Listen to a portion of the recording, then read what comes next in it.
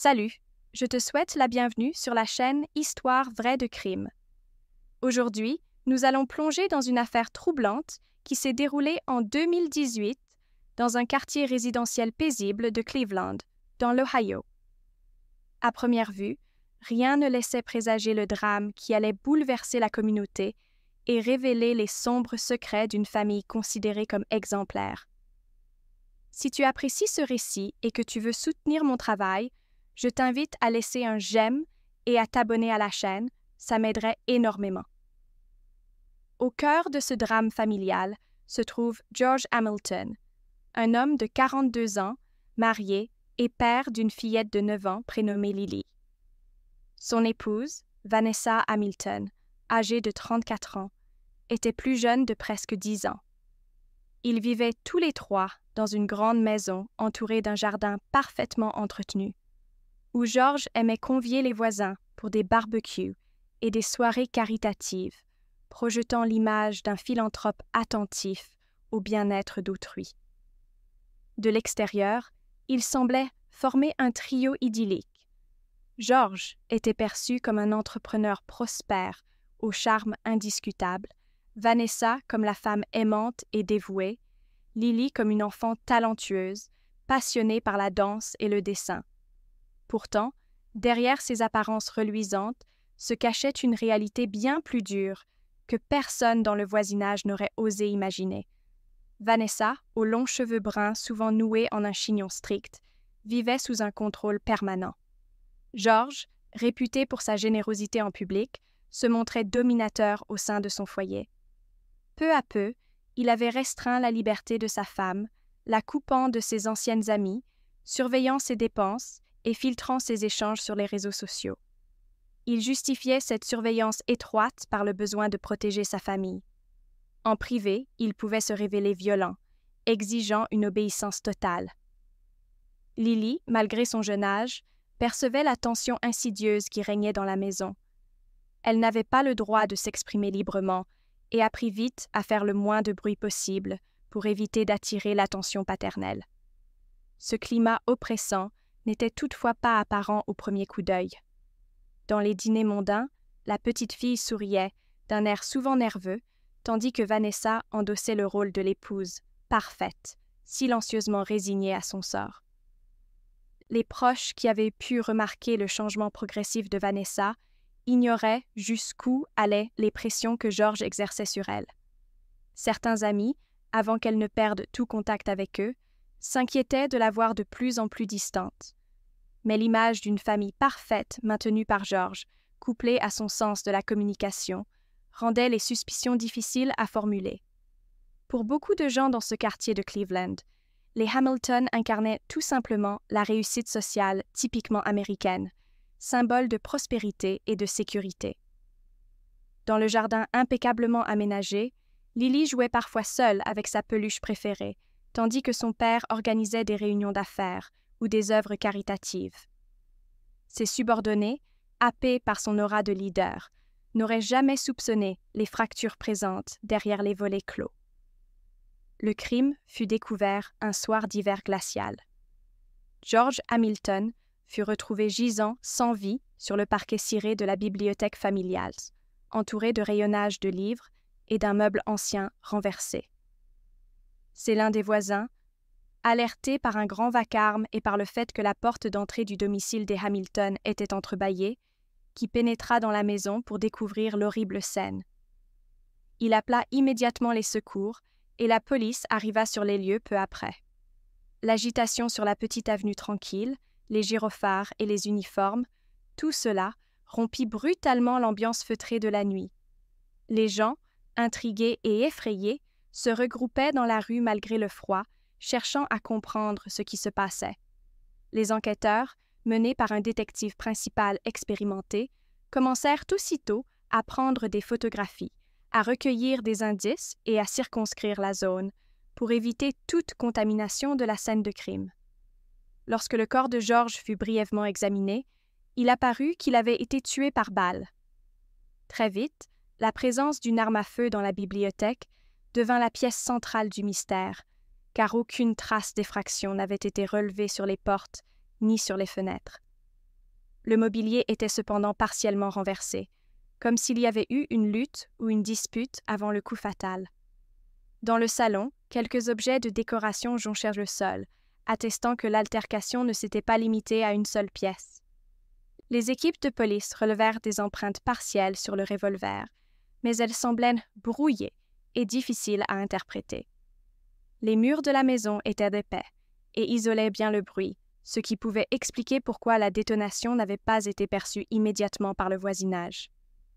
Par ailleurs, le médecin légiste, venu procéder aux premières constatations, estima que la mort avait été quasi instantanée et s'était produite environ une demi-heure avant l'arrivée des forces de l'ordre. Vanessa se trouvait dans un état de choc extrême lorsqu'elle fut découverte recroquevillée dans le couloir, tremblante et incapable de parler, tandis que Lily pleurait à chaudes larmes dans sa chambre. Les secours conduisirent rapidement Vanessa à l'hôpital le plus proche pour s'assurer qu'elle n'était pas grièvement blessée. Son poignet droit arborait un hématome qui l'empêchait presque de tenir un objet correctement. Lily fut confiée à la surveillance d'un proche parent venu en urgence. Dans les heures qui suivirent, alors que la nouvelle de la mort de George Hamilton se répandait, on commença à murmurer que Vanessa pouvait être la principale suspecte. Après tout, l'absence de signes d'effraction pointait vers quelqu'un qui vivait dans la maison ou qui y entrait sans éveiller la méfiance de la victime.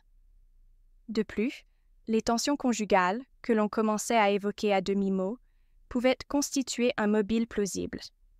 Pourtant, dès le départ, certains éléments vinrent semer le doute. L'arme utilisée était réputée massive, mal adaptée à une main aussi fine que celle de Vanessa, qui souffrait en outre d'une blessure au poignet. L'équipe d'enquêteurs, chapeautée par ce détective principal qui avait déjà travaillé sur plusieurs affaires médiatisées, se mit à la tâche avec méthode. Les premiers témoignages furent recueillis auprès du voisin qui avait découvert le corps. Puis, on procéda à l'interrogatoire de Vanessa.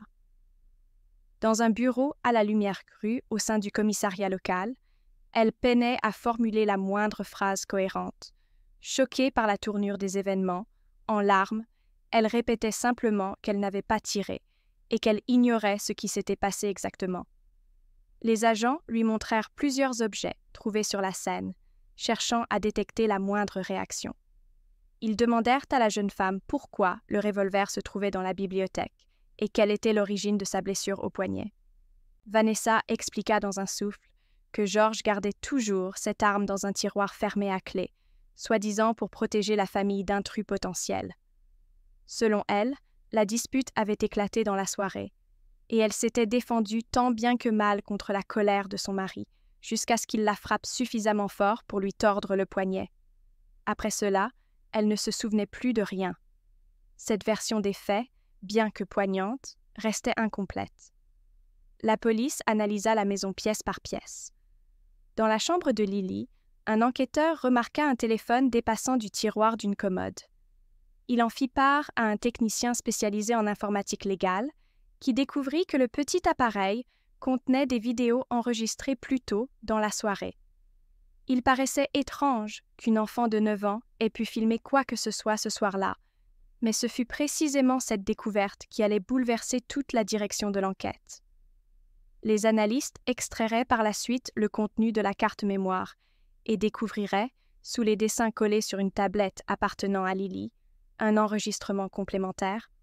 On y entendait des cris, des bruits de pas précipités, puis la voix de George qui insultait violemment sa femme, la traitant de tous les noms et la menaçant. Entre ces éclats de voix, Lily semblait sangloter, manifestement témoin de la scène. L'instant fatidique restait difficile à distinguer, mais on percevait clairement une détonation au milieu de la cacophonie, suivie d'un silence oppressant et de pleurs hystériques. Durant ces jours d'investigation, Vanessa fut placée en garde à vue. Les soupçons pesaient lourdement sur elle, même si plusieurs éléments la disculpaient partiellement. L'équipe forensique eut recours à une balistique approfondie. Ils comparèrent notamment l'angle d'entrée de la balle, la hauteur à laquelle elle s'était logée dans la bibliothèque et la trajectoire probable du tir. Un expert observe que le tir semblait provenir de plus bas que la hauteur standard d'un adulte. De plus, le revolver n'arborait aucune empreinte digitale distincte de la taille de Vanessa. Au contraire, l'un des côtés de la crosse paraissait porter des traces floues, comme si des doigts plus petits avaient agrippé l'arme. Cette anomalie suscita immédiatement des interrogations.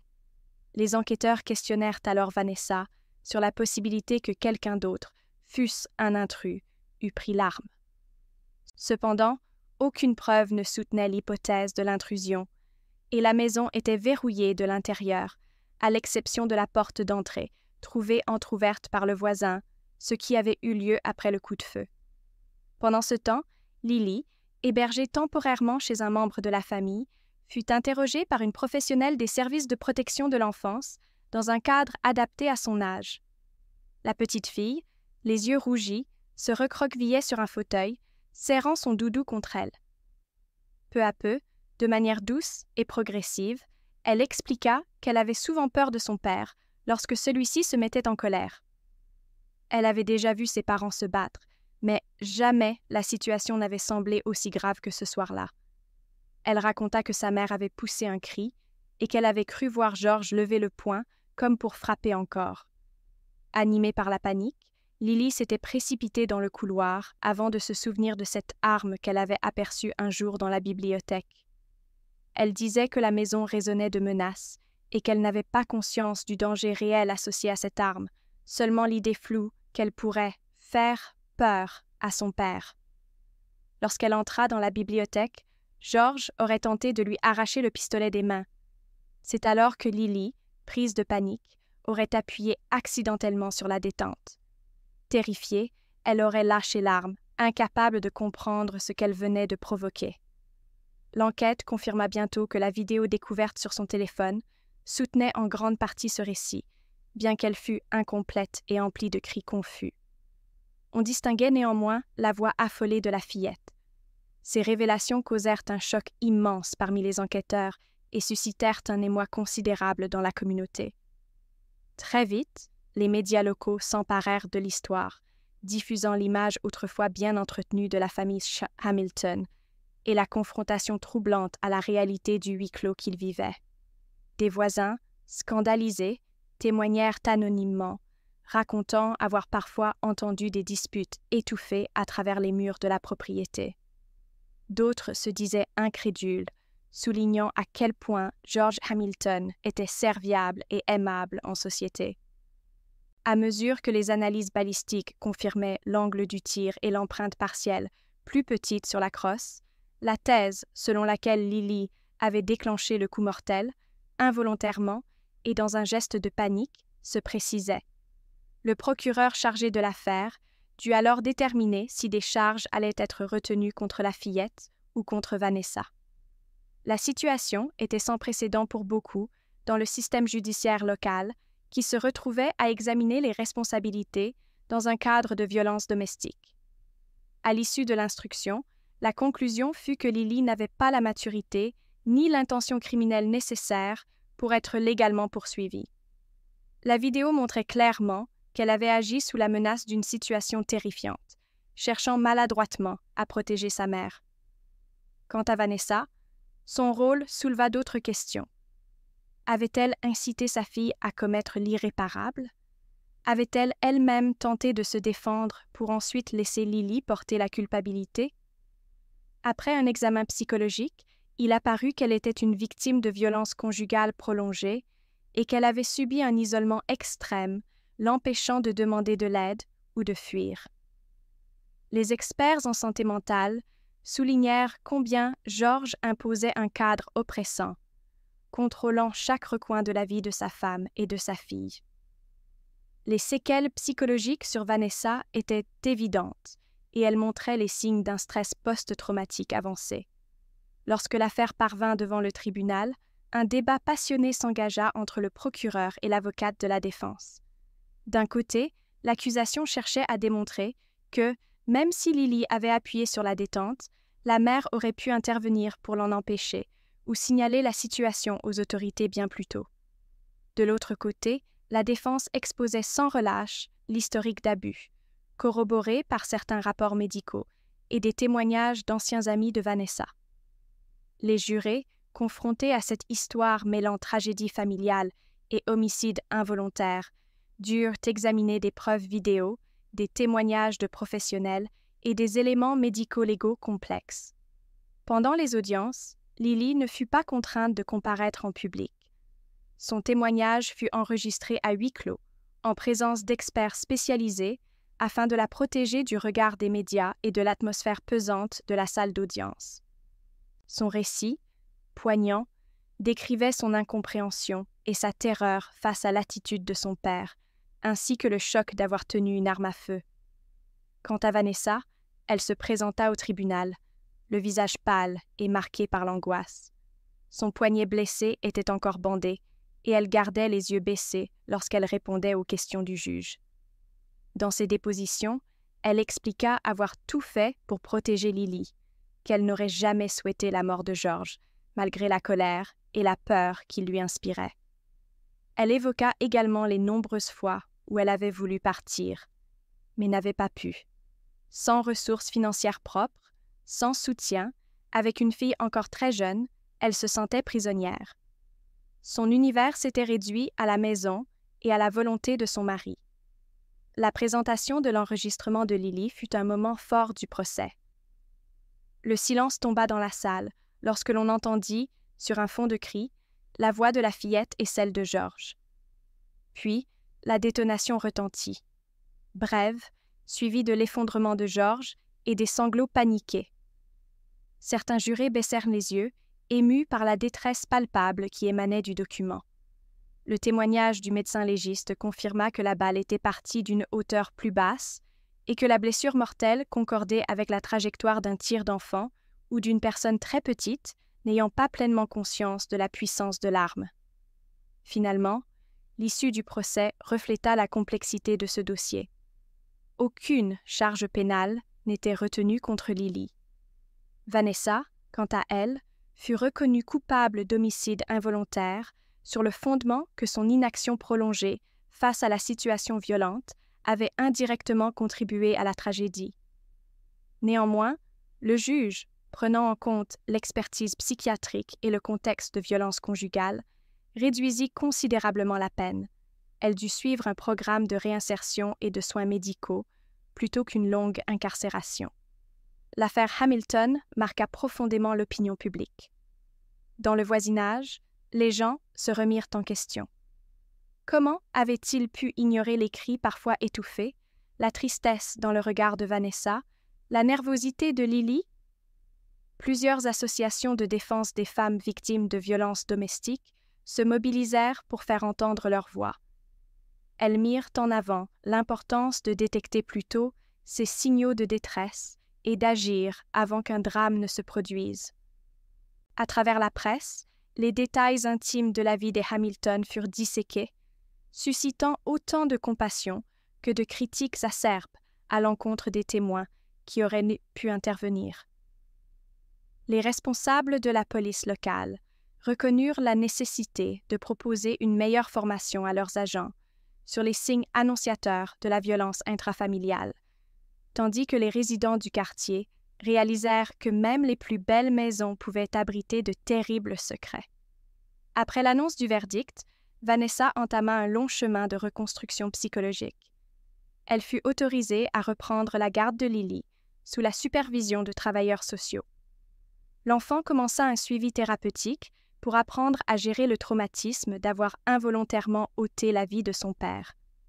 La petite, malgré son geste tragique, bénéficia d'un soutien important de la part de plusieurs associations qui jugèrent qu'elle était, elle aussi, une victime des circonstances et de l'environnement toxique instauré par George.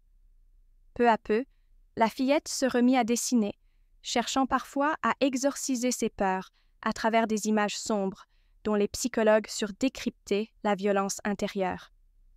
De son côté, Vanessa œuvra pour retrouver un semblant de stabilité financière.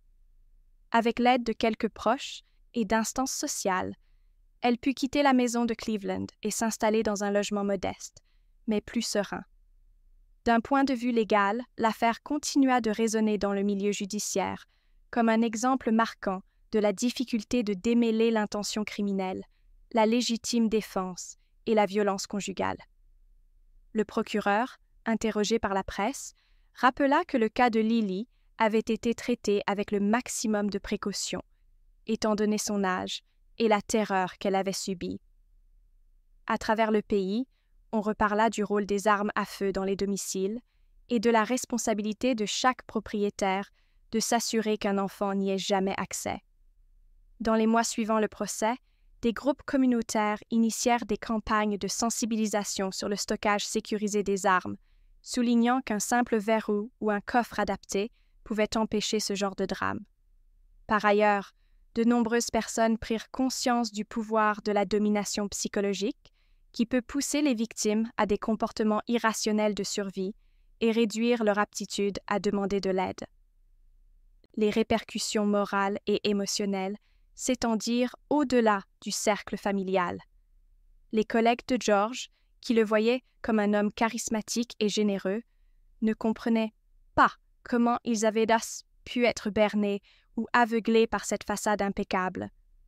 Certains se sentirent coupables, repensant à des discussions anodines dans lesquelles George raillait l'idée d'égalité dans le couple ou exprimait des opinions tranchées sur le rôle de la femme. D'autres affirmèrent n'avoir jamais rien remarqué. Quant aux connaissances plus lointaines du couple, elles reconsidérèrent leur tendance à idéaliser la réussite d'autrui sur les seuls indices matériels et superficiels.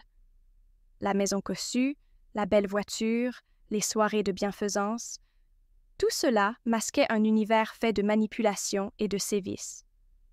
Avec le temps, cette affaire devint un exemple souvent cité dans les stages de formation pour policiers et assistants sociaux, justement parce qu'elle mêlait un homicide, une enfant placée au centre du drame, des preuves vidéo et un climat de violence qui avait perduré bien trop longtemps. Les experts rappelèrent que, sans le concours involontaire de la petite Lily, qui avait filmé des bribes de l'altercation et conduit à la découverte cruciale, on aurait pu accuser à tort Vanessa, laquelle n'aurait probablement pas eu la force de se défendre face aux insinuations et aux preuves circonstancielles. Les vidéos, bien que lacunaires, prouvèrent l'existence de coups, d'insultes et de cris, révélant un tout autre George Hamilton que celui que la communauté croyait connaître. Ce constat amena un surcroît de prudence dans les jugements hâtifs et encouragea davantage d'attention portée aux signes de détresse émanant des femmes et des enfants dans des contextes familiaux prétendument parfaits. Aujourd'hui, Vanessa tente de reprendre le cours de sa vie, animée par l'envie d'offrir à Lily un environnement protégé.